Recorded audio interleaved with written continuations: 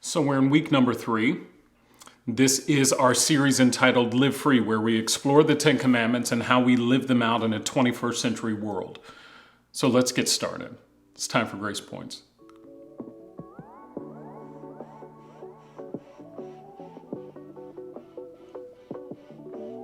So we're building on the first 2 commandments where God comes into the lives of the children of Israel after he's freed them from the iron fist of Egyptian rule, right? And tells them, I'm the God, I am your God, the one who delivered you from Egypt. You're to have no other gods before me. And then he tells them that they're not to have any idols. God is reminding them that in this relationship, I'm the one who set you free. I'm the one who delivered you. And you're to have no one before me, nothing that comes between us. And you're not to have any graven image, no stone, no wood that tries to represent some strange God or even represent me. Nothing on earth is worthy of worship but God. God alone is the God that we worship. In the 3rd commandment, God continues in how we relate to him. Remember, when we talk about the 10 commandments, we're talking about the first 4, how that we relate to God, and the second 6, how we relate to one another. And God is continuing to help us to understand how we relate to him.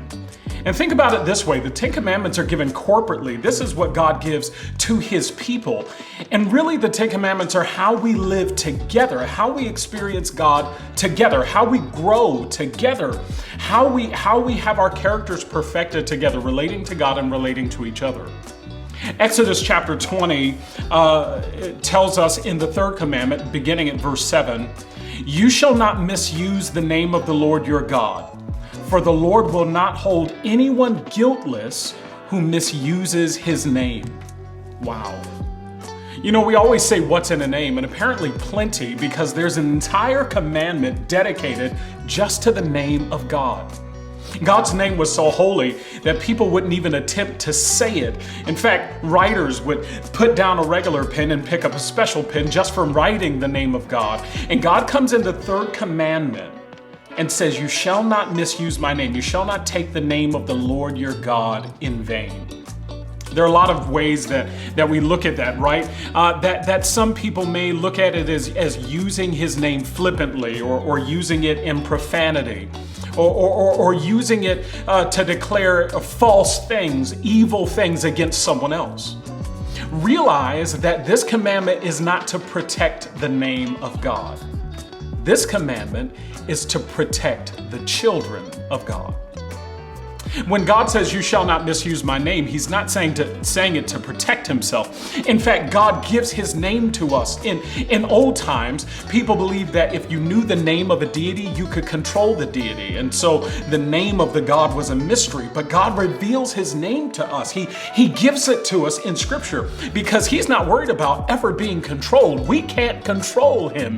He is the almighty, the all-powerful, the all-loving God. So he reveals it to us and then says, don't take it in vain. And there are a lot of ways that we can make sure we don't do that, right? Well, while making sure that we don't use it to curse, we don't use it in profanity, we don't use it to declare anything false, but also understanding that we fully appreciate the name of God.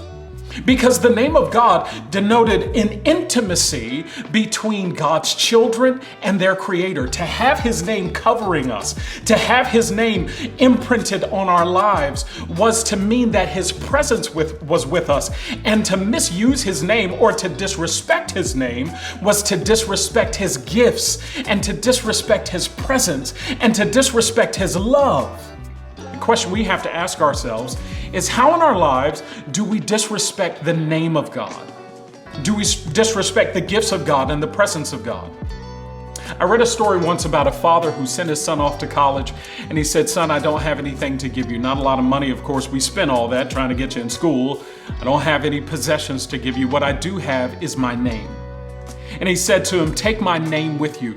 Don't go anywhere with it. I wouldn't go. Don't do anything with it. I wouldn't do. Don't say anything with it. I wouldn't say.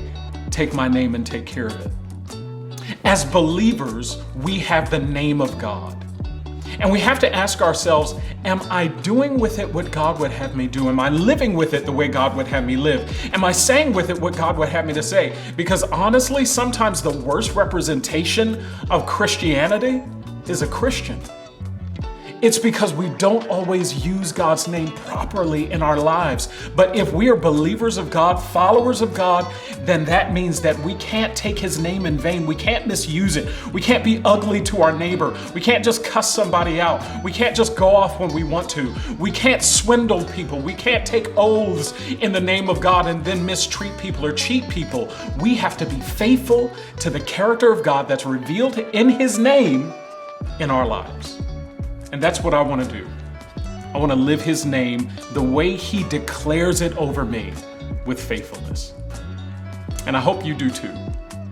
So anyway, it's always good to see you. I hope to see you next week. This is Gracepoints. God bless you.